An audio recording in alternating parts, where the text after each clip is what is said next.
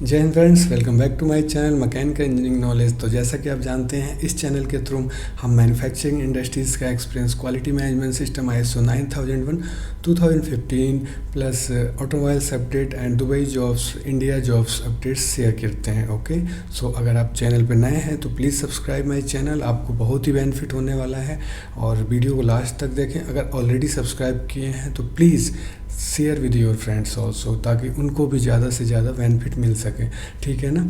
तो आप जैसा कि अगर रेगुलर हमारे व्यूअर हैं तो आपको पता होगा, हमने QMS की जो ISO 9001 2015 का हमने QMS का full series class wise finish कर दिया। और हम अब QMS के इंटरव्यूज़, क्वेश्चन और आंसर का स्टडी कर रहे हैं इस चैनल के थ्रू। ओके, जिसमें कि हम देख रहे हैं कि इसमें जो सेंटेंसेस आते हैं उसका मीनिंग क्या है, जो कि आपको किसी भी ऑर्गेनाइजेशन में इम्प्लीमेंटेशन में बहुत काम आएगा। ठीक है ना।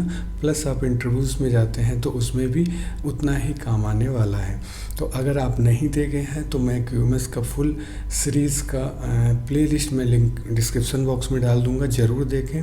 उसके साथ साथ आप इंटरव्यूज़ क्वेश्चन के 4 चैप्टर का लिंक डाल दूंगा, वो भी देखिए। उसके बाद आज हम देखेंगे चैप्टर 5, जो कि QMS सीरीज़ के इंटरव्यूज़ क्वेश्चन एंड आंसर है। ओके, इसमें हम क्या देखने वाले हैं कि अगर हम QMS का सर्टिफिकेशन लेना चाहते हैं, अगर हमारा ऑर्गेनाइजेशन है या किसी कोई आपसे क्या पूछता है कि QMS का सर्टिफिकेशंस के क्या क्या प्रोसीजर होते हैं, तो आपको पता होना चाहिए, वो आप इजीली एक्सप्लेन कर सकते हैं। ठीक है ना।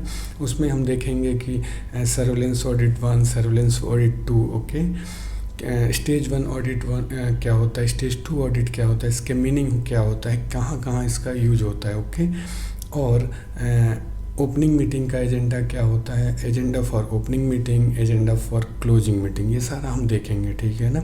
तो चैनल पे लास्ट तक बने रहें। और एक बार फिर कह रहा हूँ, अगर आप नए हैं तो सब्सक्राइब करें मेरे चैनल।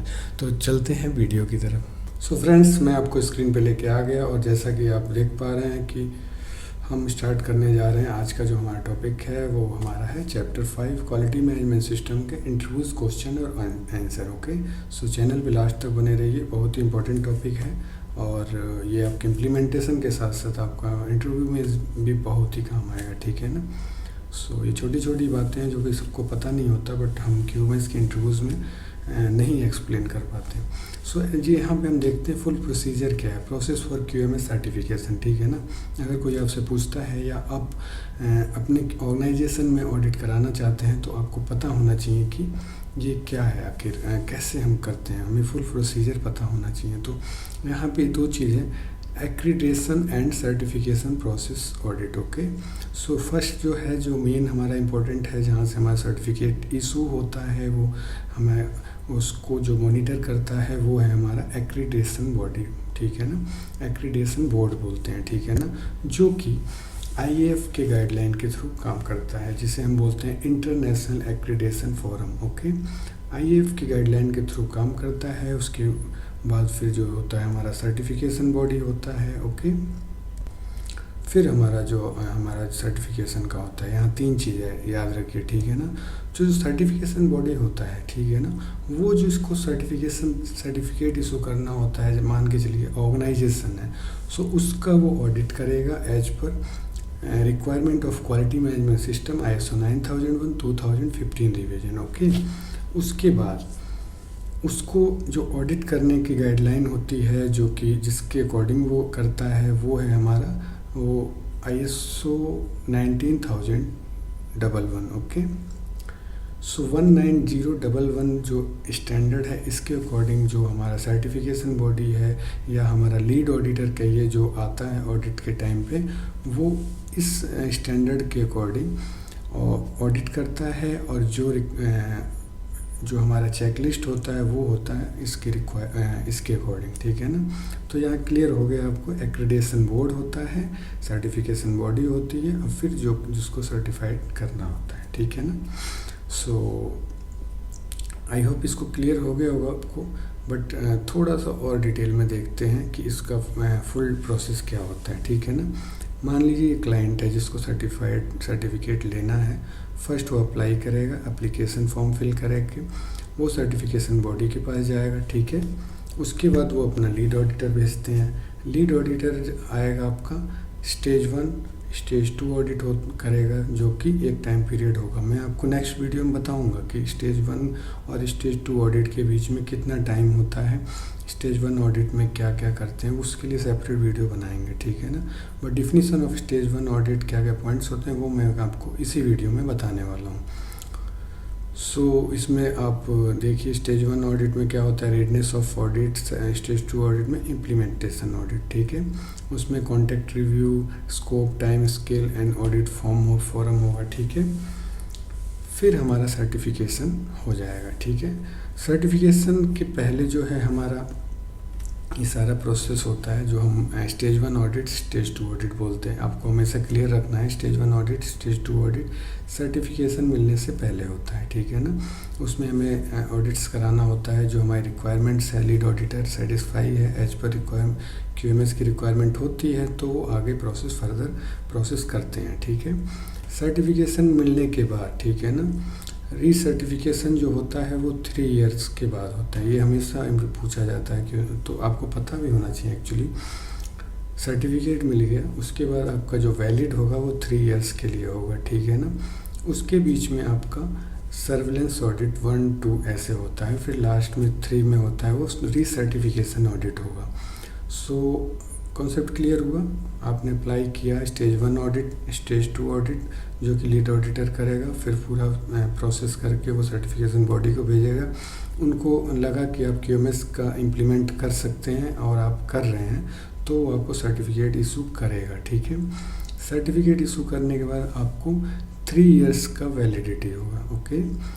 उसके पहले का प्रोसेस है स्टेज 1, स्टेज 2 ऑडिट, सर्टिफिकेट मिल गया, फिर हम 3 इयर्स के लिए QMS की वैलिड हम हो गए कि हम सर्टिफाइड हैं QMS, ठीक है। उन 3 साल के अंदर, 3 इयर्स के अंदर, after 1 and 2 year, after 1 year surveillance audit 1 होगा, after 2 year surveillance audit 2 and after 3 year recertification audit होगा, ठीक है।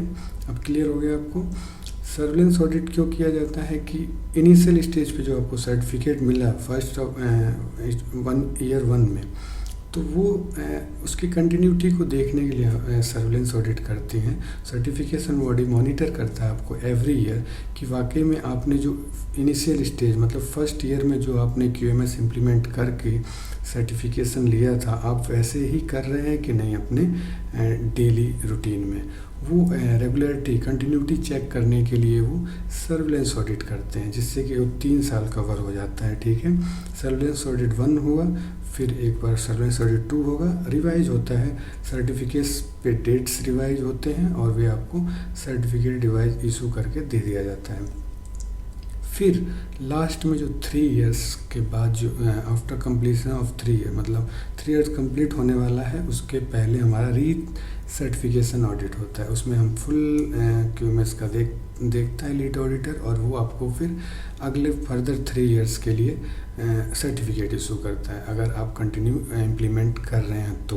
और कोई नया वर्जन नहीं आया, कोई नया चेंजेस नहीं आया, तो एग्जिस्टिंग रिवीजन के according they will continue, okay. तो आपको क्लियर हो गया, ये हमारा सर्टिफिकेशन प्रोसेस होता है क्वालिटी मैनेजमेंट सिस्टम का। आपको पता होना चाहिए, ये बहुत ही ऐसा कोई नहीं बताता है, बट मैं आपको बता रहा हूँ ताकि आपका कॉन्सेप्ट क्लियर हो, ओके। नेक्स्ट देखते हैं टाइप ऑफ ऑडिट क्या होता है। ये मैंने जैसा कि आपको एक बार और भी बताया था, बट मैंने कहा आज इसका इम्पोर्टेंस है। तो 3 टाइप की ऑडिट होती है, ठीक है। First party audit, second party and third party, ठीक है। फर्स्ट पार्टी ऑडिट में क्या होता है, फर्स्ट पार्टी मतलब कोई इंटरनल अपने प्रोसेस के लिए आपने इंटरनल ऑडिटर कोई हायर किया या बाहर से कोई कंसल्टेंट हायर किया, वो आपका इंटरनल प्रोसेस देख के मॉनिटर करता है कि QMS की रिक्वायरमेंट आप फुलफ़िल कर रहे हैं कि नहीं, या आप internal certified qualified internal auditors को भी ट्रेंड करके आप जिसका हाईली एक्सपीरियंस है वो भी इंटर डिपार्टमेंट्स का कर सकते हैं। क्वालिटी का है, प्रोडक्शन में इंटरनल ऑडिट कर सकता है, ऐसे आप इंटरनल ऑडिट कर सकते हैं। और QMS की जो रिक्वायरमेंट है फुलफ़िल हो रही है कि नहीं, वो एक आप अपना होमवर्क डेली बेसिस पे, मतलब एवरी 6 मंथ पे आप अपने को मॉनिटर कर सकते हैं। ये हो गया आपका फर्स्ट पार्टी ऑडिट, जिसे हम फॉर एग्जांपल इंटरनल ऑडिट बोलते हैं। सेकंड पार्टी ऑडिट, ठीक है। सेकंड पार्टी ऑडिट में क्या है, सेकंड पार्टी ऑडिट मीन्स अगर हम टायर 2 सप्लायर हैं तो हमारा जो कस्टमर है टायर 1 सप्लायर है, लाइक हम कोई सीट मेटल या हम व्हील बना रहे हैं या ब्रेक बना रहे हैं, हम OEMs को सप्लाई कर रहे हैं, वो हमारा ऑडिट करेंगे तो वही हो गया सेकंड पार्टी ऑडिट। या हम अपने चाइल्ड पार्ट सप्लायर, अपने सीट मेटल सप्लायर की ऑडिट कर रहे हैं तो वो हो गया सेकंड पार्टी ऑडिट। इसे बोलते हैं सेकंड पार्टी ऑडिट या हम कह सकते हैं सप्लायर ऑडिट। ठीक है, ये हो गया आपका फर्स्ट हमारा कंप्लीट, सेकंड कंप्लीट, थर्ड हो गया third party audit. Audit by independent body seeking conformance to a standard such as ISO 9001 certification और रजिस्ट्रेशन बॉडी। तो जैसा कि आप समझ पा रहे हैं थर्ड पार्टी ऑडिट का मीन्स जो QMS का सर्टिफिकेट्स इशू करते हैं, जो रजिस्ट्रेशन होता है, जो वो करते हैं सर्टिफिकेशन बॉडी के द्वारा जो ऑडिट होता है वो होता है third party audit. Okay, I hope आपको क्लियर हो गया। So agenda of stage 1 audit, agenda of stage 2 audit, ये देखते हैं। तो जैसा कि मैंने आपको बताया सर्टिफिकेशन से पहले स्टेज 1 और स्टेज 2 ऑडिट होती है, तो उसमें क्या क्या देखना होता है। तो पहले हम देखते हैं स्टेज 1 ऑडिट में हमें क्या डॉक्यूमेंट वेरीफाई करना होता है। अगर हम लीड ऑडिटर हैं और अपना सर्टिफिकेशन के लिए जा रहे हैं किसी सप्लायर पे तो, या कस्टमर पे तो, या कोई लीड ऑडिटर आया तो वो क्या क्या डॉक्यूमेंट चेक करेगा स्टेज 1 ऑडिट के दौरान। तो verify context, issues, risk, scope, ensure advocacy of the documented information, ensure scope, purpose, method of team size matching with application, assess readiness of stage 2 audit, focus on stage 2 audit planning, ensuring system is matured and improvement processes, identify potential problems, perform to determine the stage readiness, parliamentary visits should be made to gather information to plan of the stage 2 audit, identify key areas of technical expertise, exclusion, conformity of documented system with the audit standard. Okay, and preparedness of priorities of stage 2 audit, corrective action etc. Okay, stage 1 audit में ये सब हम देखते हैं। ठीक है, अब देखते हैं स्टेज 2 ऑडिट में हम क्या चेक करते हैं। Agenda of stage 2 audit, stage 2 audit में हम क्या क्या डॉक्यूमेंट रिव्यू करते हैं।